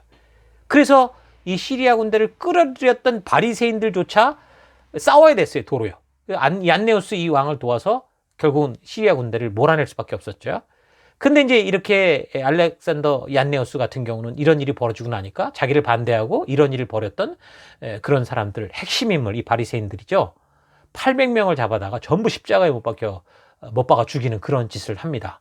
그렇게 끝난 정도가 아니라 뭐 가족들까지 데려와서 부인들, 자식들 막 혓바닥을 다 뽑고 막 아무튼 잔인한 짓을 합니다. 이런 못된 짓을 한 사람이 이 알렉산더 얀네우스인데 그런 일이 있은 지 얼마 있지 않아서 이제 알렉산더 얀네우스가 시름시름 앓다가 죽게 되거든요.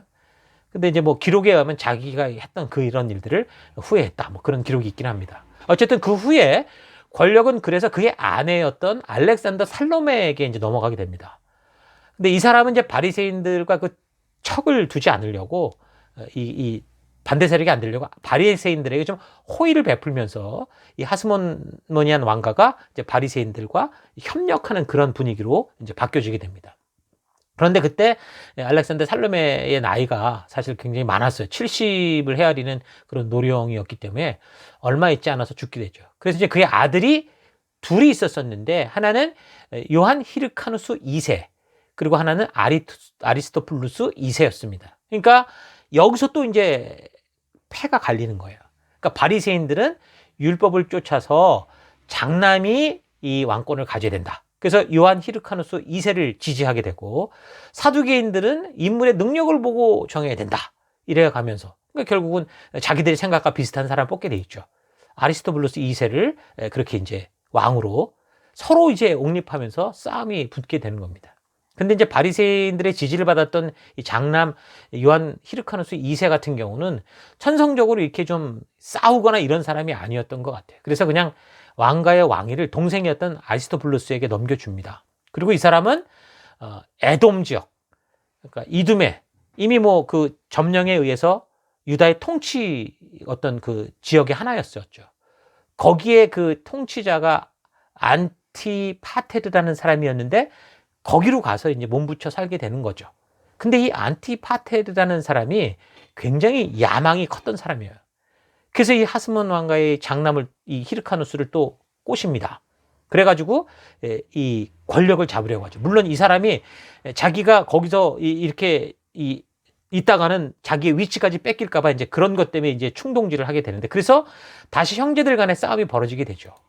그래서 이제 이 히르카누스 2세가 그 당시 그 나바테안 왕국,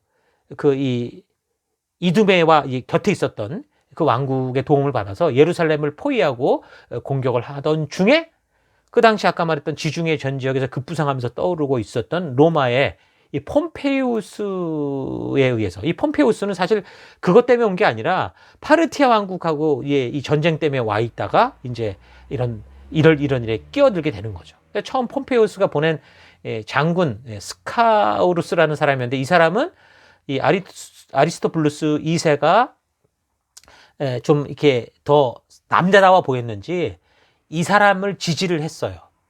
그래서 이제 예루살렘을 이제 지켜내긴 합니다. 이 히르카누스가 왔었던 거를 결국은 막아내긴 하는데 이 사람이 폼페이우스 이 아련을 하러 갔다가 이 아리스토블루스가 아주 굉장히 건방진 태도를 보이는 바람에 이 폼피우스가 이 히르카누스 2세를 택해버려요. 안티파테르의 손을 들어줘서, 그래서 결국 BC 63년에 결국 예루살렘 성이 함락이 되고 맙니다. 그래서 이제 에돔의 안티파테르하고 로마의 이 폼페우스의 도움을 받아서 결국은 이제 누가 왕이 되느냐? 사실은 요한 히르카누스 2세가 이제 돼야 되는 거잖아요. 근데 이제 그가 그 자리에 복권이 되긴 하는데, 유대와 예루살렘 이 시리아 지역의 총독을 이 로마의 폼페우스가 이 사람에게 맡긴 게 아니라, 그러니까 정치 힘을 자기의 그 장군이었던 사람에게, 그러니까 시리아 지역에서 전체를 관할하고 있던 그 자기 장군에게 행정구역으로 줘버립니다. 그래서 요한 히르카누스 2세는 유대 사회에서 이제 원래 레위 지파였으니까 그 역할, 대제사장직만을 수행하게 되는데, 이 안테파테르가 이제 폼페우스 편에서 이제 그 권력을 자꾸 이제 확대해 가다가 나중에 폼페우스가 어쨌든 죽고, 그리고 이제 율리우스 카이사르가 이제 집권을 하게 될 때 또 막대한 뇌물을 갖다 바치고, 또 마침 카이사르가 이 폼페우스를 이제 쫓아서 이제 죽이려고 하는 그런 일들 과정에 이제 이집트에 왔다가 클레오파트라와 이렇게 엮이게 되는데, 거기서 아주 굉장히 곤란한 일을 당하거든요. 근데 그 이집트에서 공경에 빠져 있을 때 이 안티파테르가 군사를 이끌고 와가지고 도움을 줍니다. 그래서 이 안티파테르가 여러 가지 그런 일을 계기로 BC 47년에 예루살렘 지역을 비롯한 유다 지역이 이제 실세가 되는 거죠. 정치 권력을 갖게 되는 겁니다. 이렇게 이제 안티파테르가 유대 지역 통치자가 되는 일에는 그 함께 그 있었던 히르카누스 2세도 사실 도와요. 알렉산드리아에 있는 그 유대인들을 설득해서 이 카이사르에게 좀 청원을 해라, 이럴 정도로 그런 식으로 도움을 주게 되죠. 그래서 이제 안티파테르는 정치적 권력을 갖게 되고, 히르카누스는 제사장의 역할을 하게 되는 겁니다. 근데 에돔 출신인 이 사람이니까 이 유대 사회부터 어떻게 돼요? 인정을 받지 못하는 거죠. 안티파테르는 그 시대의 이 주도자였던 로마로 붙습니다. 로마의 통치자들에게 아부하면서, 그래서 오히려 안티파테르는 로마의 힘을 바탕으로 더욱 강한 통치권을 이제 받게 되죠.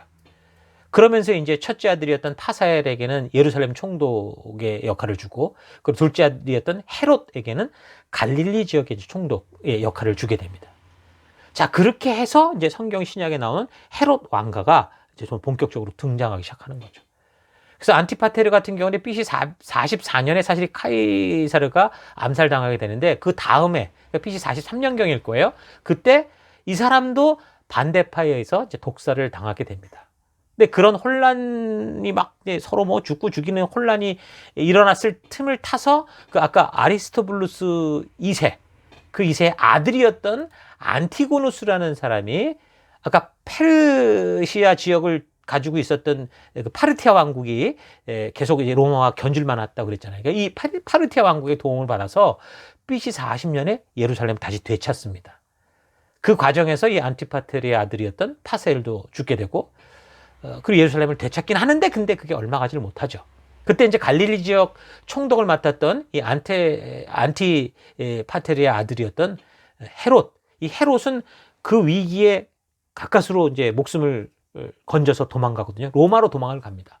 거기서 이제 원로원을 구워 삼고 이래가지고서 오히려 이번에는 팔레스틴 지역의 로마에서 파견하는 분봉왕의 자격으로 임명을 받죠. 그게 BC 40년경입니다. 그래서 바로 온 게 아니라 3년이 지나서 이제 BC 37년에 로마의 군대와 함께 이제 이 팔레스틴으로 복귀를 하게 됩니다. 그래서 이제 이 안티고누스 3년 정도밖에 못한 거죠. 이 안티고누스를 죽이고 이 유대 지역의 통치자가 되는 겁니다. 그리고 이제 그 후에는 그 다음 황제가 됐던 아우구스투스, 옥타비아누스라고도 하고, 또 성경에는 아구스도라고 그러죠.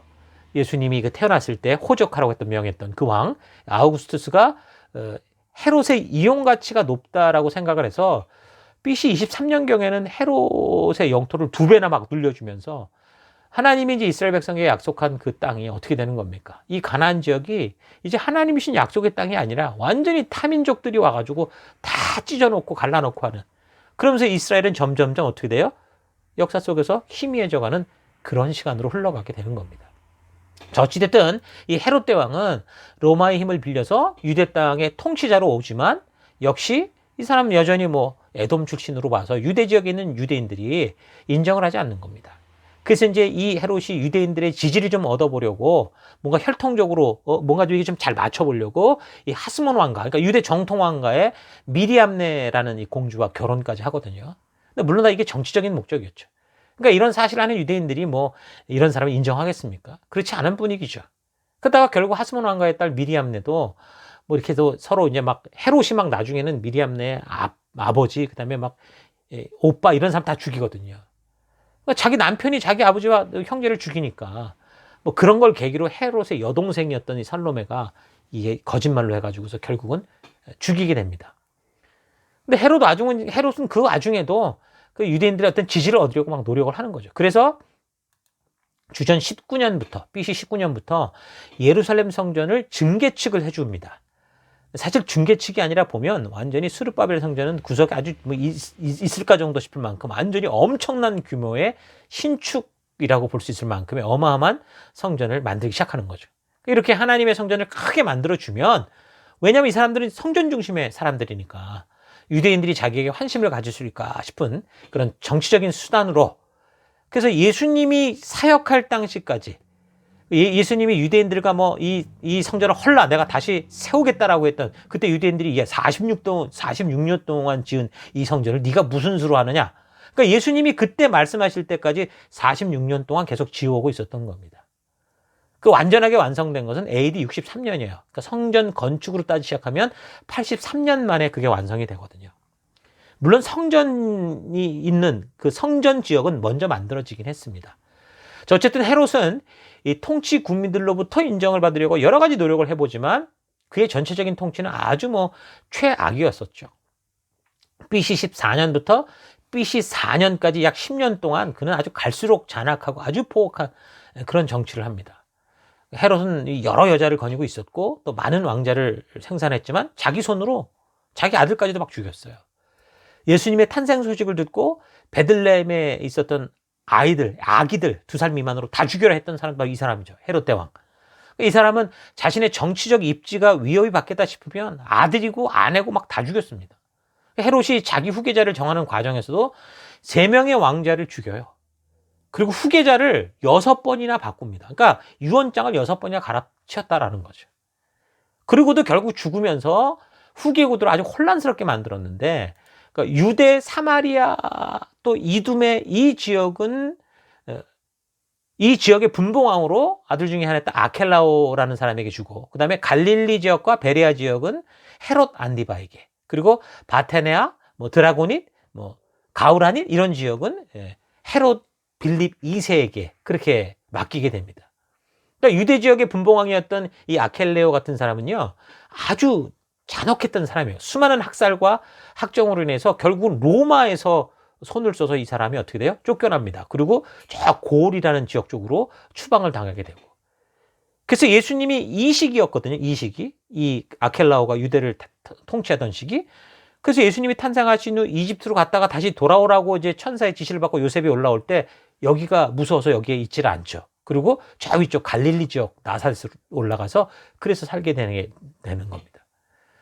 그리고 이제 헤롯 안디바 같은 사람은 예수님이 그 빌라도에게 재판을 받고 넘겨졌을 때 예수님을 신문하고 희롱했던 사람인 거 아시죠?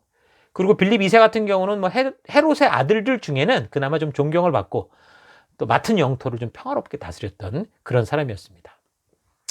자, 그러니까 지금 이 이스라엘의 상황은 어떤 겁니까? 실권은 로마가 쥐고 있고 왕권은 헤롯 가문이 가져갔고 종교는 지금 사내들인 안에서 바리새파, 사두개파로 나뉘어 싸우고 로마와 헤롯에 의해서 하스몬 왕조가 멸망을 당하자 정치적인 회복을 다시 갈망하는 그런 그룹, 열심당이 생기고 또 반대로 헤롯과 로마의 권력에 빌붙어 살고 있는 유대 민족주의를 반대하는 헤롯 당원들도 생기고, 그러니까 나라가 굉장히 혼란한 역사적 상황을 흘러가고 있었던 겁니다. 근데 로마 같은 경우 이 작은 나라를 하도 독특하니까 어떻게 했냐면 다 쪼개버렸어요. 지역마다 화면에 보는 것처럼 다 쪼개가지고 서로 다른 통치자들에 의해서 서로 견제하며 살 수 있게 그렇게 만든 거죠. 나중에 유대인들의 폭동이 또 일어나서 사마리 지역 같은 경우는 아예 로마에서 직접 통치하는 식으로, 그래서 총독들이 오다가 나중에 빌라도가 오는 일들이 그래서 생기는 거예요. 아주 복잡한 구조를 만들죠. 그렇게 로마가 세계적 국가가 되면서 문화는 로마가 답습하는 이 헬레니즘 문화가 확 휩쓸고 있었고, 그러다 보니까 사람들이 점차적으로 히브리 말, 이건 점점 잊어먹어가고 헬라 말을 해야 사람 구실을 하고 살 수 있는 그런 실정이었다라는 겁니다. 그러니까 점차 정체성을 잃어가는 그런 사람들도 굉장히 많았고요.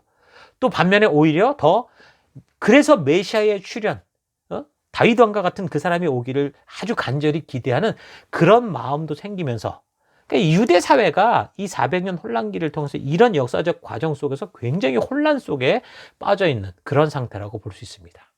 자, 그래서 마지막 정리를 하면 400년의 침묵기 동안 이 세계 열강들은 다니엘의 꿈을 통해 보았던 것처럼 그대로 지금 등장하고 사라지는 그 예언이 그대로 이루어지고 있었어요.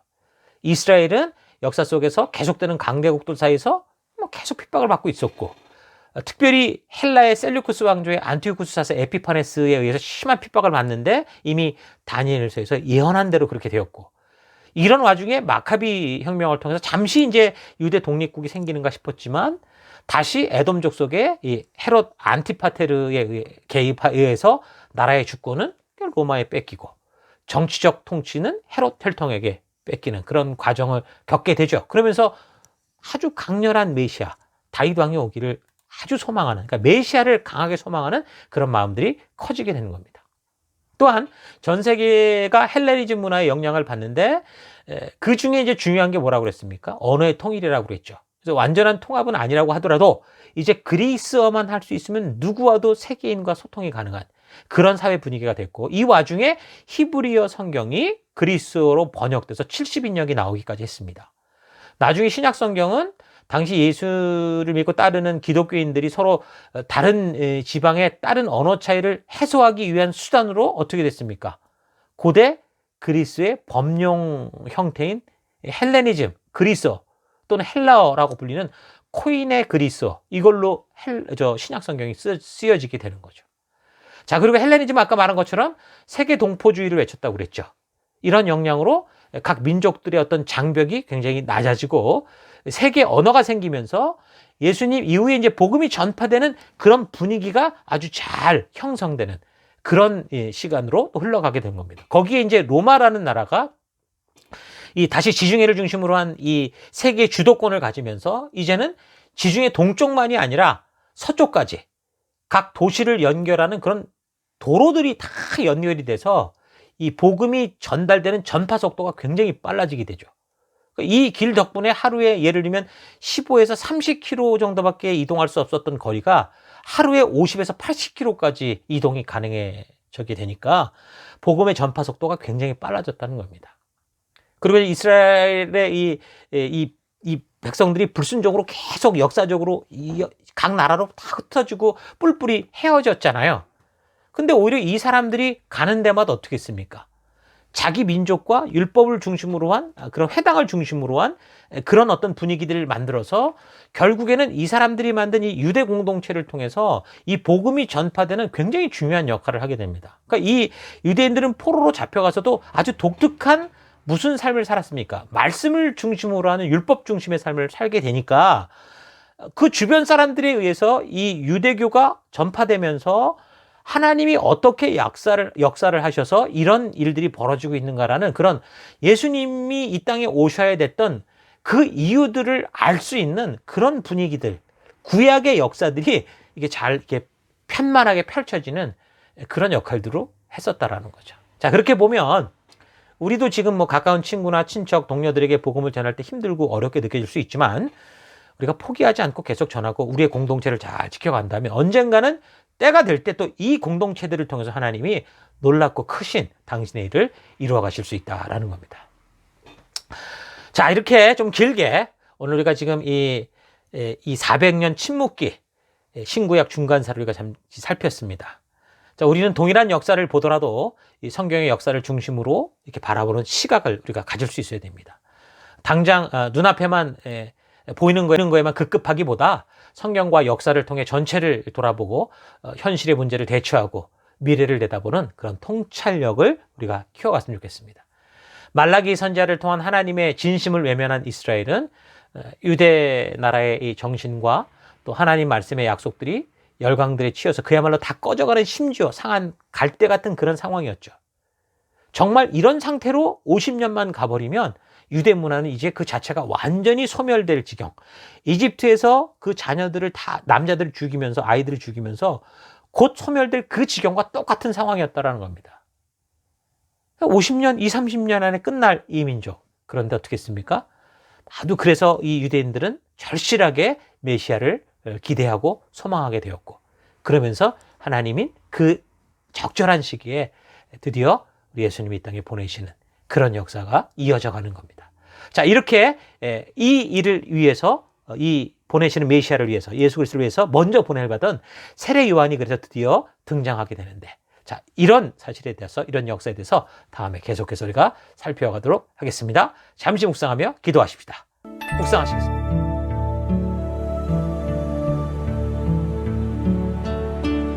창조로부터 4,000년이 넘도록 인간들의 수많은 무시와 불순종에도 늘 변함없이 사랑해 주셔서 끝까지 포기하지 않고 사랑하신다고 하시는 하나님이 바로 우리 하나님이십니다. 전능하지 못해서 알지 못하고 당하는 그런 일이 아니라 인간들의 교만과 악함에도 불구하고 하나님은 사랑이셔서 진정한 사랑을 원하시기 때문에 흙으로 된 우리 존재들, 이 아무것도 아닌 존재들에게 자유지를 주신 그런 하나님이시죠. 세상은 아마 이 하나님의 사랑을 이해하지 못할 겁니다. 그렇게 4,000년의 사랑을 저버리고 끝까지 당신이 우리를 어떻게 사랑했냐? 그런 말에 침묵하시는, 심판이 아니라 침묵하신 우리 하나님. 그러나 그 400년 세월 동안 아무 말씀도 안 하셨지만 묵묵히 어떤 일을 하셨습니까? 하나님이 약속한 것을 온전히 이루기 위한 당신의 사랑을 끊임없이 실천해 가시는 분. 그분이 바로 우리 하나님이셨습니다. 침묵의 400년. 세월은 자기 마음대로 흘러가고 택한 백성들은 세상에게 아무렇게나 짓밟히는 것 같았습니다. 그러나 성경과 역사를 통해 알 수 있듯이 세상의 권세자들은 결코 그냥 세워지지 않는 겁니다. 하나님은 저들의 모든 것을 보고 계십니다. 하나님의 때에 일어나고 하나님의 때에 사라져갔습니다. 그래서 침묵의 역사 속에서 하나님은 진정한 사랑의 열매와 같은 예수 그리스도의 탄생과 그의 구원자 되심을 전달할 수 있는, 세상으로 속히 퍼지게 할 수 있는 그런 토양, 역사적인 배경을 만드시고 준비하셨죠. 인간의 노력으로 400년이 아니라 4,000년이 지나도 이거는 할 수 없는 그런 일들을 하나님은 순식간에 이루어 가셨습니다. 그 사랑으로 예수님을 통한 구원과 하나님의 자녀로서의 회복의 소식이 지금 2000년이 지난 지금까지, 아니 앞으로도 주님이 오시는 그날까지 영원토록 이 전파되는 그 복음의 길을 열어주시는 거죠. 이젠 동물의 필요도 아닙니다. 인간이 대신하는 제사장도 아닙니다. 하나님과의 관계를 회복할 수 있는 유일한 그 길, 우리 주 예수 그리스도를 이 땅에 보내주시고, 그래서 영원한 생명의 길, 하나님을 만날 수 있는 그 길을 우리 각자에게 주신 겁니다. 그래서 우리가 각자가 열방의 제사장이요 거룩한 나라가 될 수 있었죠. 400년의 침묵기 역사를 살펴보면서 하나님의 변치 않는 인간을 향한 구원의 길을 만드신 것을 우리가 바르게 살펴서, 오늘 여러분 각자가 보냄을 받은 그 삶의 터가 그냥 있는 삶의 터가 아니라 진정으로 하나님께서 나를 교회로 세우시고 하나님의 열방의 제사장으로 세우셔서 거룩한 나라로 세우셔서 그 땅 가운데 빛을 발하는 그런 빛으로 보내셨다 하는 거 잊지 말고 승리하는 우리가 됐으면 좋겠습니다. 자, 이런 하나님의 역사를 기억하면서 잠시 우리 기도하십시다. 이 시간 기도할 때 하나님 구약의 긴 세월 동안 끝까지 포기하지 않으시고 하나님의 그 진정한 사랑을 우리에게 베풀어 주심을 감사합니다. 그리고 지금까지 그 사랑을 우리에게 주시고 돌아오기를 기다려 주시는 우리 하나님의 사랑을 감사합니다. 하나님 성경과 역사를 바르게 알아서 이 시대 속에 하나님의 진정한 사랑을 전하는 내가 되기 원합니다. 짓밟혀 세계 곳곳에 흩어져도 내가 전하는 이 복음의 힘이 약해 보여도 멈추지 않는 나의 입술의 모든 말과 삶의 간증을 통해 하나님과 예수 그리스도를 전하는 내가 되기 원합니다. 신약의 문을 열며 나아갈 때 끝까지 하나님, 이 하나님의 마음을 알아갈 수 있는 하나님, 그런 하루하루 되길 원합니다. 그 길 인도하시면 감사드립니다. 잠시 우리 묵상하며 기도하겠습니다. 기도하십시오.